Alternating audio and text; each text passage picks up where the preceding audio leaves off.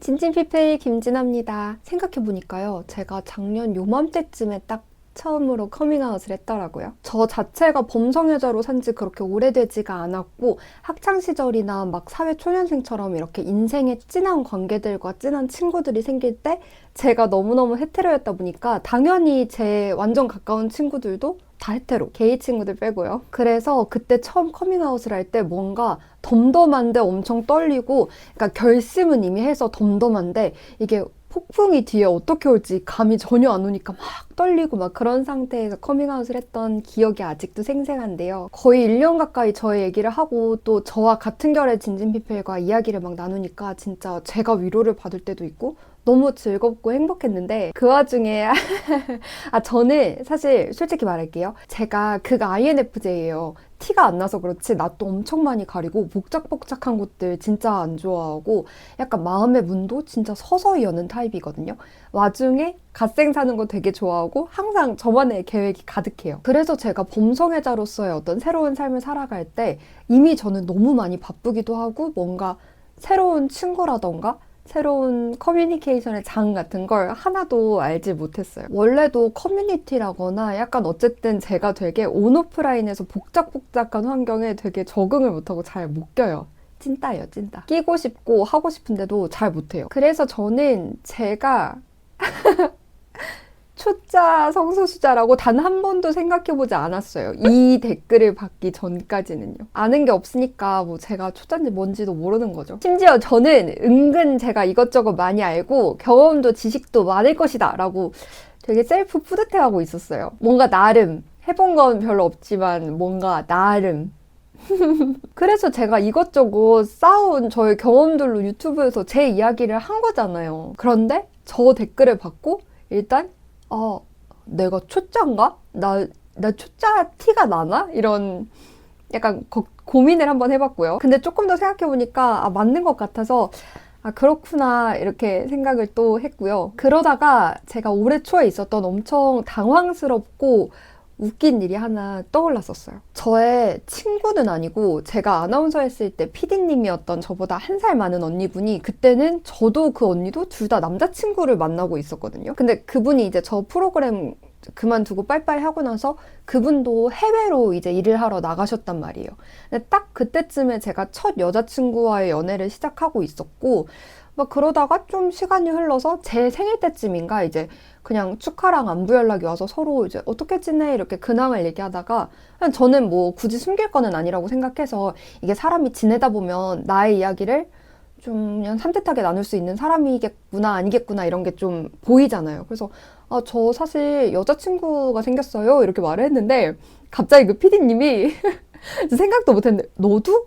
야 나도 이렇게 된 거예요. 너무 신기하게 그 비슷한 시기에 저도 그 PD 언니도 그 타지에서 첫 여자친구가 생겼던 거죠. 그래서 둘이 되게 이런저런 많은 얘기들을 했었어요. 그러다가 작년 말에 그 두 분이서는 그 나라에서 이제 결혼식을 했고 올해 초에 한국에 와서 한국 친구들하고 결혼식을 한 번 더 한다고 해서 그 PD님하고 그분의 피앙세하고 해서 동네에서 같이 만났거든요. PD님은 일단 저랑 다르게 새로운 관계, 새로운 네트워킹 이런 거 진짜 좋아하시고 막 커뮤니티 이런 것도 엄청 활발하게 완전 고수예요. 막 저보다 아시는 거 진짜 많아요. 그래서 고수셔요. 그래서 그때 막 결혼식장 결혼식 2부 되니까 막 특친들 오시고 진짜 처음 보는 인싸들의 결혼식이었거든요. 그래서 되게 저한테는 막 신세계 같은 막 이렇게 오신 많은 분들의 막 이야기랑 썰 이런 거를 되게 재미있게 듣다가 저도 자연스럽게 제 이야기를 하게 된 거죠. 그러면서 제가 어쩌다 보니까 약간 제 스타일? 제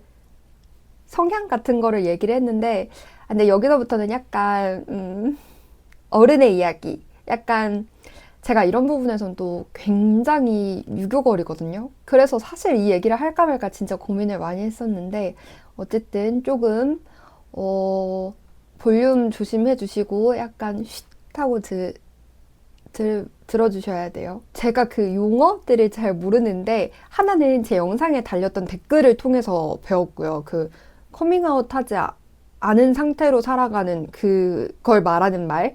그리고 또 하나는 제가 예전에 막 여자 만나는 것에도 현타 왔던 이유 이렇게 좀 진지한 영상을 올렸었잖아요. 그때 이제 말했었던 저를 이렇게 스쳐 지나간 제가 사내 아나운서 할 때 이제 호감을 표시해준 그 직원분, 그분을 통해서 어쩌다가 살짝 듣게 됐었는데요. 그때 그걸 막 자세히 알지는 못하고 뭐 이런저런 얘기하다가 이런 말이 있다 정도만 이렇게 흘러가듯이 호로로로 듣고 지나갔단 말이죠. 근데 그걸 저는 제가 그 뜻을 확실히 알고 있는 상태라고 스스로 생각하고 있었어요. 그래서 그 결혼식장에서 제가 약간 이런 식으로 말을 했었어요. 저는 이제 남자친구만 좀 너무 오래 만나오다가 여자친구를 만날 때 유일하게 걱정이 됐었던 게, 진심으로 사랑을 하면 사랑의 표현으로 뭐 말도 있고 배려도 있고 마음도 있고 그리고 당연히 스킨십도 있으니까, 그 스킨십이라는 게 제가 처음 여자친구를 만날 때 거의 가장 유일하게 걱정이 됐던 부분이다. 그런데 결론적으로 나는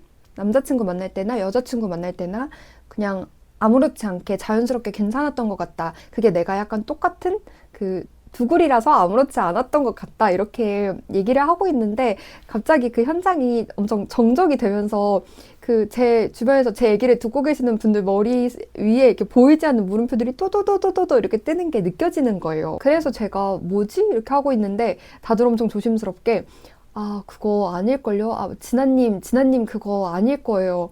막 제가 진아님 잘 모르는데 알겠는데, 그러니까 모르는데 알겠는데 진아님 그거 아니에요. 막 이런 식으로 막 다들 손사래를 치면서 어떡하냐, 이게 진짜 아니다. 저 사람 무슨 얘기를 하는 거냐, 이렇게 막 말을 해주시는 거예요. 그러니까 결론적으로 저는 한글이었던 건데 손 떨려. 근데 이제 제가 이해한 거는 엄청 직관적으로 이제 이게 둘이고 이게 하나니까 약간, 근데 원래 이제 그 자체가 그렇게 직관적으로 그런 상태, 상황, 그러니까 그거를 이제 표현하는 거잖아요. 그래서 어쩔 수 없이 저는 생각이 그렇게 간 게, 이게 둘이니까 이게 다리고 이게 같이 이제 연인은 사랑하는 한 쌍이니까 이게 하나가 약간 이렇게, 근데 어쨌든 반대라고 하더라고요. 어쨌든 그래서 이제 제가 이해한 거랑 반대인 것까지는 알겠다. 근데 그게 왜 그런지는 아직도 모르겠다. 약간 내 인생 7대 미스테리 중 하나고, 근데 뭐 이 말을 또 제가 그걸 스쳐 듣고 거기서 처음 써먹어보고 어차피 안 써먹을 것 같긴 해서 그냥 좀 많이 어질어질했다. 귀까지 빨개진 오늘 결혼식 저녁이었다. 뭘 했어요?